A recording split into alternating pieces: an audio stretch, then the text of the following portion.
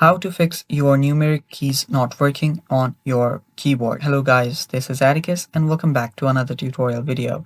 In today's video, I'll teach you guys how you can fix the numeric keys on your keyboard not working. So let's get started. First, open up your settings.